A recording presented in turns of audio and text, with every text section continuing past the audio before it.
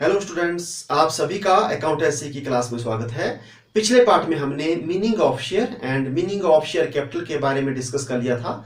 आज के इस पार्ट में हम डिस्कस करेंगे टाइप्स ऑफ शेयर कैपिटल के बारे में। तो आइए स्टार्ट करते हैं। Types of share capital.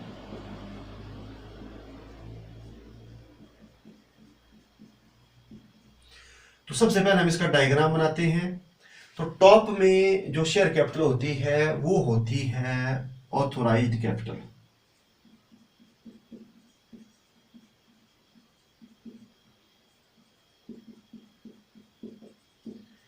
इसको हम नॉमिनल कैपिटल के नाम से भी जानते हैं।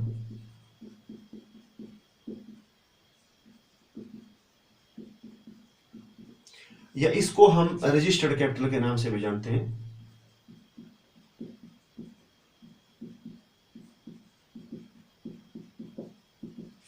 फिर फर्दर इसके टू पार्ट बनते हैं।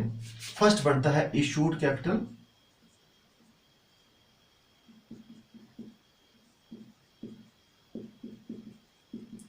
एंड सेकंड इसका पार्ट बनता है अनइशूड कैपिटल।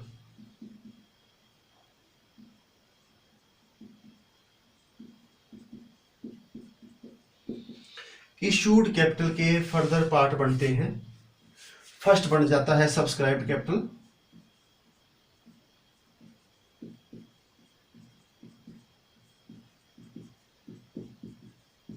एंड सेकंड बन जाता है अनसब्सक्राइब्ड कैपिटल।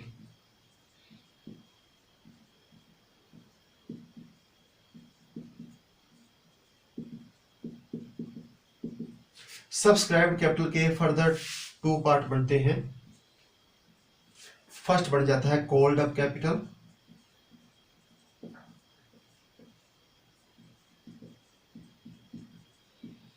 एंड सेकंड बन जाता है अनकॉल्ड अप कैपिटल।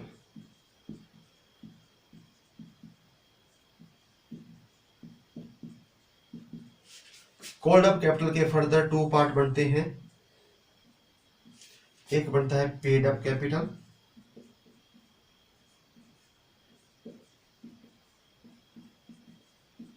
और सेकंड बनता है कॉल्स इन एरियर।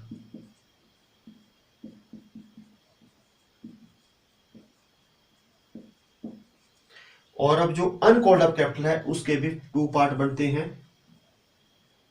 फर्स्ट बनता है रिजर्व कैपिटल,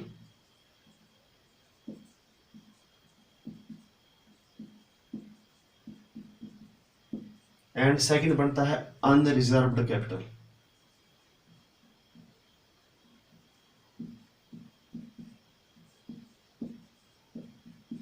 तो आप ये डायग्राम अपनी कॉपी में बना सकते हैं। अब हम इसको समझते हैं। तो सबसे पहले ऑथोराइज्ड कैपिटल या नॉमिनल या रजिस्टर्ड कैपिटल क्या होती है। तो जब भी आप कंपनी की फॉर्मेशन करते हैं तो फॉर्मेशन के वक्त आपको मेमोरेंडम ऑफ एसोसिएशन तैयार करना पड़ता है। उसके बगैर कंपनी का रजिस्ट्रेशन नहीं होता है।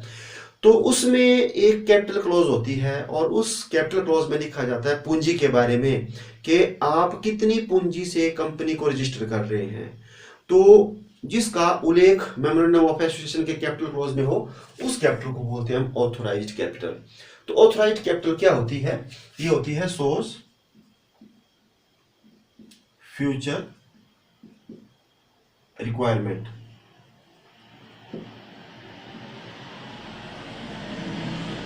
Of the company.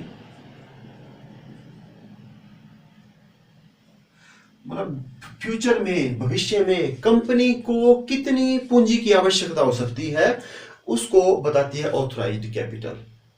ठीक है, तो कंपनी क्या कर सकती है, ऑथोराइज्ड जहां तक है वहीं तक ही शेयर्स को क्या कर सकती है, इशू कर सकती है। ऑथोराइज्ड से ज्यादा शेयर्स को इशू नहीं कर सकती।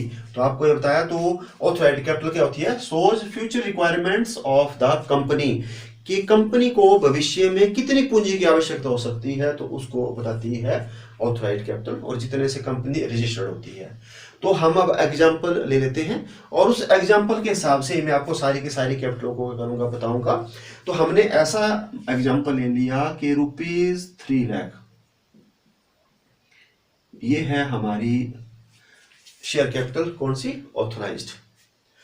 और इसको हमने बांटा हुआ है शेयर में, और पर वैल्यू जो है शेयर की है वो है ₹10। तो इसलिए जो नंबर ऑफ शेयर हुए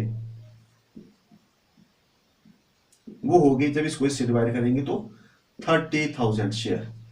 तो 30,000 शेयर हैं और at the rate of ₹10 each है, और जो हमारी कैपिटल है वो कितने की है, 3 लाख रुपीज की है। ये हमने मान लिया ऑथराइज। तो इतनी हमारे को जो है जरूरत पड़ सकती है फ्यूचर में। अब हम क्या करेंगे, अभी हमारे को प्रेजेंट में जो है जरूरत है 1 लाख रुपीज की।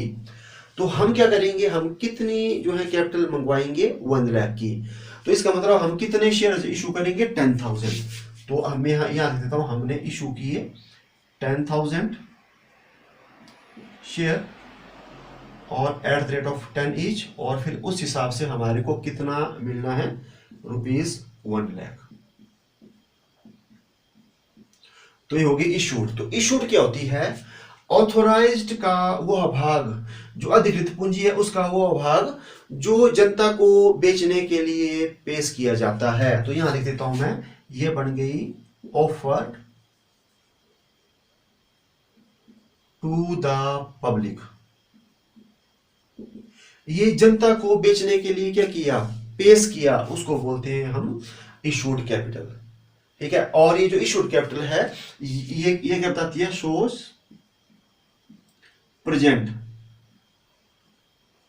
रिक्वायरमेंट्स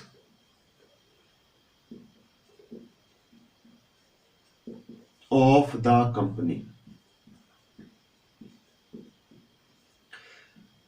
प्रेजेंट में, वर्तमान में कितनी पूंजी की आवश्यकता है उसको बताती है कौन सी कैपिटल, इशूड कैपिटल। तो ये आपको बता दिया, तो ये मैंने आपको डेफिनेशन बता दी।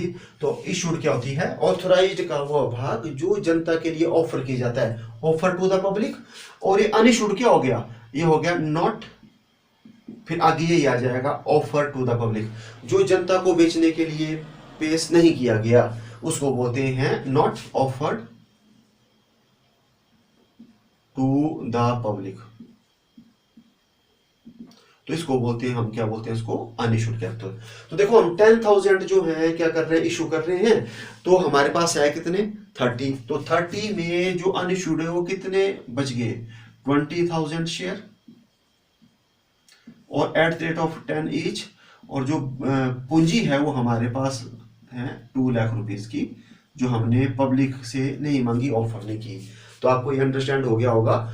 ऑथोराइज जितने से रजिस्टर्ड हैं, इशूड जितना हमने पब्लिक को ऑफर किया, तो ऑफर हमने किया 10,000 शेयर 10, और जो ऑफर नहीं किया वो 20,000 तो कंपनी के पास ही है, क्योंकि अभी उनकी जरूरत ही नहीं है। ठीक है, तो इसलिए इशू नहीं किया। अब आ जाता है सब्सक्राइब कैपिटल। तो सब्सक्राइब होती है इशूड का वह भाग जिसको पब्लिक क्या करती है, सब्सक्राइब करती है। ठीक है, तो जैसे अब जो कंपनी है वो बेच रही है 10,000 शेयर, हमने ऐसा माना कि पब्लिक ने जो सब्सक्राइब किए वो किए 9,000 शेयर और 10 ईच। तो अब हमारे को कितना पैसा जो है पब्लिक से मिलेगा, क्योंकि सब्सक्राइब किए थे ना, तो हमारे को मिलेगा 90,000 रुपीज। ये मिलेगा 90,000 रुपीज। अब जो है ऐसे कितने शेयर हैं जिनको पब्लिक ने सब्सक्राइब नहीं किया। हम तो पब्लिक को बोल रहे हैं कि 10,000 शेयर लो, तो पब्लिक ने 9,000 ले लिए, कितने नहीं लिए, तो 1,000 शेयर उन्होंने नहीं लिए। तो कितने का था, 10 का। तो इसका मतलब 10,000 जो रुपीज है वो जो है हमारा हो गया अनसब्सक्राइब्ड, मतलब इसको जनता ने सब्सक्राइब नहीं किया। तो सब्सक्राइब मतलब इतने के लिए तो 9,000 के लिए तो आवेदन पत्र प्राप्त हो गए, लेकिन 1,000 शेयर्स के लिए आवेदन पत्र प्राप्त नहीं हुए। तो ये हो गया सब्सक्राइब, ये हो गया अनसब्सक्राइब। तो अब यहाँ पर बड़ी इंपॉर्टेंट बात है, तो मैं आपको बताता हूँ। वहां से आपको एक MCQ मल्टीपल चॉइस क्वेश्चन पूछा जाता है या थ्योरी पूछी जा सकती है। तो यहाँ एक शब्द आएगा मिनिमम सब्सक्रिप्शंस, मिनिमम सब्सक्रिप्शन। तो मिनिमम सब्सक्रिप्शन जो है क्या होता है, ये एक ऐसा अमाउंट होता है जो कंपनी को चलाने के लिए बहुत जरूरी होता है। इसके बगैर जो है कंपनी नहीं चल सकती, बहुत बहुत जरूरी होता है। तो सेबी की गाइडलाइन क्या है वो आपको बताता हूं मैं। SEBI security exchange board of India, उसकी गाइडलाइन ये है कि जितने हम जो है पब्लिक को ऑफर करते हैं, तो जितने हमने ऑफर किए उसका कम से कम मिनिमम 90% जो है वो जनता के द्वारा सब्सक्राइब कर लिया जाना चाहिए, कम से कम 90%। ये जो है गाइडलाइन है सेबी की। तो कम से कम 90% जो है जनता के द्वारा सब्सक्राइब कर लिया जाना चाहिए।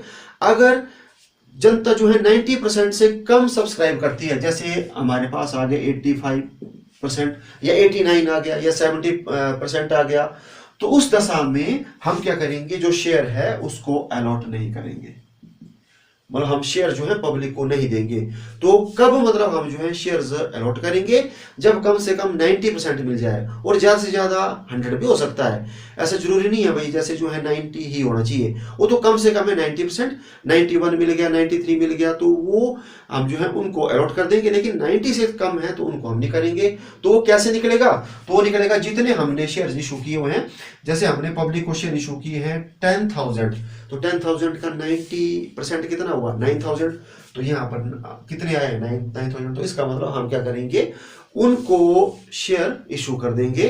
तो शेयर कैसे इशू करेंगे, हम जो है उनको शेयर सर्टिफिकेट दे देंगे। लेकिन आजकल क्या हो रहा है, आजकल डीमैट अकाउंट बनता है, और उस अकाउंट में, डीमैट अकाउंट में जितने जितने शेयर जिसको मिलते हैं वो उनके डीमैट अकाउंट में डिपॉजिट होते जाते हैं। तो पहले पहले शेयर सर्टिफिकेट होता था, लेकिन आजकल डीमैट अकाउंट में हो जाता है। और फिर आगे और भी गाइडलाइन है। तो और क्या गाइडलाइन है, तो ये बोला है, जो कंपनी एक्ट हमारा लेटेस्ट है 2013, उसका जो सेक्शन है 39, उसका सब सेक्शन 3, इसमें एक और बात कही हुई है कि अगर आपको 90% से कम जो है क्या मिलता है, सब्सक्रिप्शन प्राप्त होता है, मतलब जनता सब्सक्राइब नहीं करती है, ठीक है, और कितना सब्सक्राइब किया, 90% से कम, तो आप कब तक इंतजार करेंगे, कब तक जो है वो देखते रहेंगे। तो वो बोला हुआ है कि जब इशूड डेट होगी,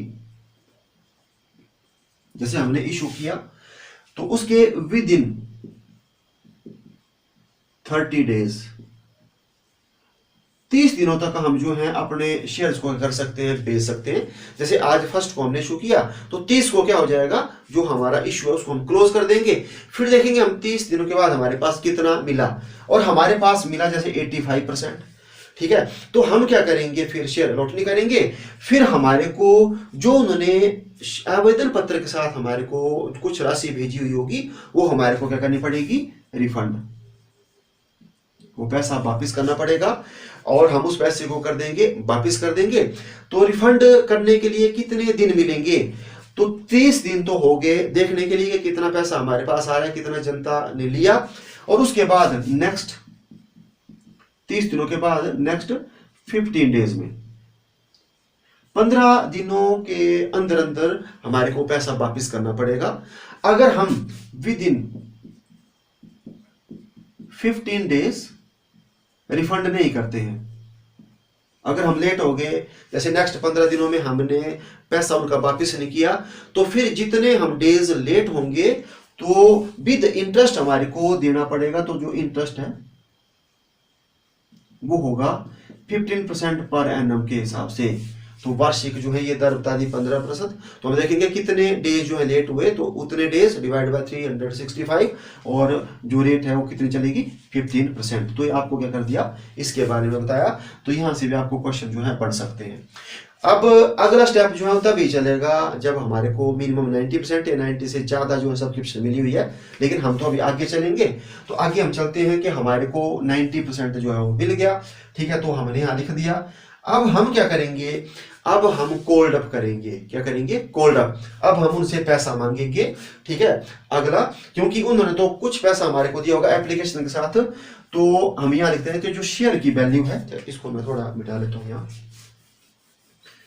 तो जो शेयर की वैल्यू है वो हर एक कंपनी रखती है 10 to 100।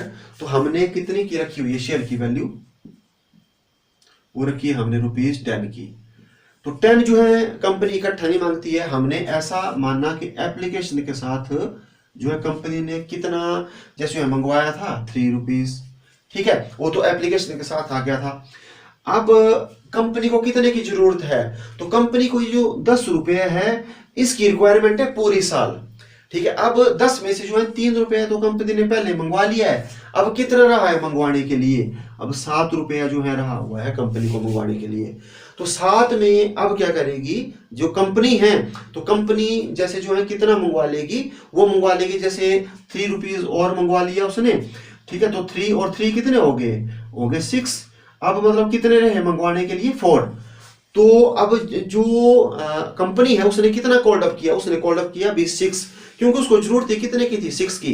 वो 10 क्यों नहीं मंगवा रही अभी, वो इसलिए नहीं मंगवा रही है, अगर 10 को मंगवा देती तो अभी तो जरूरत है नहीं, तो ओवर कैपिटलाइजेशन हो जाना था, तो उनको ऐसे डिविडेंड पे करना पड़ना था। तो इसलिए जितनी जितनी कंपनी को जरूरत होती जाती है उतना उतना कंपनी क्या करती जाती है, मंगवाती जाती है। तो हमने एग्जाम्पल मान लिया कि 3 + 3 अभी जनता ने कितना मांगा है उनसे 6 रुपीज, तो यहाँ कॉल्ड अप आ जाएगा। अब शेयर कितने लिए हमने 9000, तो 9000 और अभी कितना मांगा उनसे 6 रुपीज, इतनी जरूरत है तो 6। ठीक है, तो ये मांग रही है, कौन मांग रही है, कंपनी, कि आप दो, तो कितना हो जाएगा ये 54,000 रुपीज जो है ये हो जाएगा कॉल्ड अप। अब अभी कितना नहीं मांगा, 4 रुपए की जरूरत नहीं है, अब ये फ्यूचर में मांगा जाएगा। तो अनकॉल्ड अप कितना हुआ, तो अनकॉल्ड अप हुआ जो शेयर है वो हमारे पास 9000 है, और कितना नहीं हमने उनसे मांगा अभी 4, तो कितना हो गया 36,000। तो 36,000 जो रुपीज हो गया, ये हो गया हमारा अनकॉल्ड अप कैपिटल।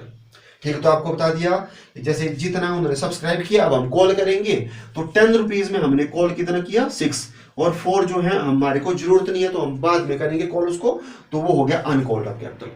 तो ये हमने मांगी, वो हो गई कॉल्ड अप। सब्सक्राइब का वो पार्ट जो जनता से मांग लिया जाता है उसको बोलते हैं कॉल्ड अप, और जो अभी जो सब्सक्राइब किया है उसका जो पार्ट नहीं मांगा जाता है उसको बोलते हैं हम अनकॉल्ड अप कैपिटल। ठीक है, तो अब आपके पास आ जाता है पेड अप, तो कॉल्ड अप अब हमारे पास आ जाएगा 54,000।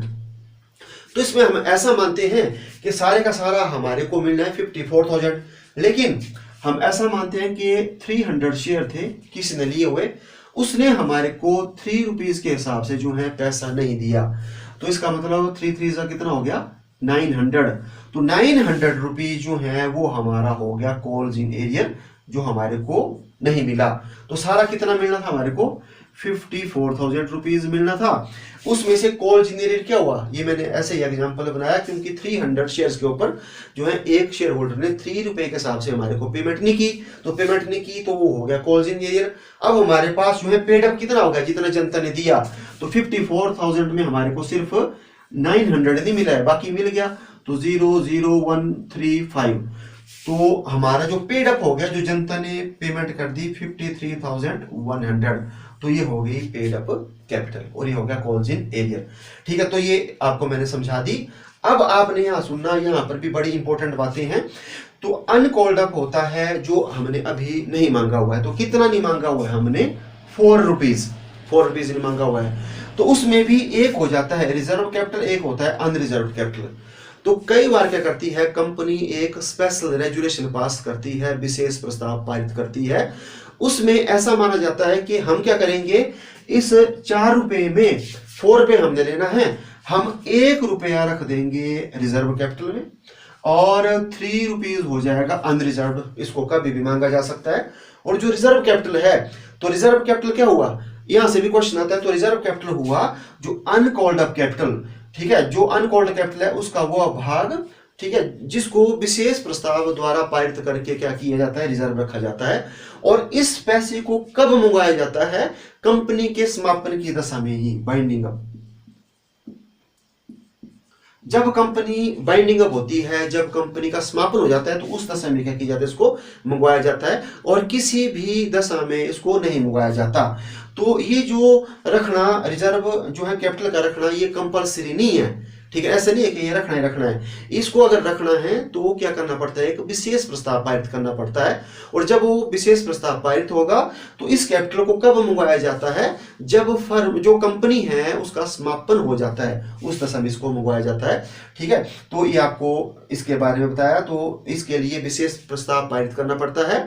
और दूसरा मैंने आपको बता दिया कि ये एक कैसा अमाउंट होता है जो अभी हमारे को मिला नहीं हुआ है, और हम इसको कब मंगवाएंगे, जब कंपनी क्या होंगी होगी, बाइंडिंग अप होगी, और इसको रखना कंपलसरी नहीं होता है, ठीक है। और एक अनरिजर्व हो गया तो जिसको रिजर्व नहीं रखा हुआ है, ठीक है। तो आज आपको क्या किया मैंने, जो टाइप्स ऑफ शेयर कैपिटल है उसके बारे में क्या किया, बताया। तो आज के इस पार्ट में बस इतना ही। अब हम मिलते हैं नेक्स्ट पार्ट में। Thank you.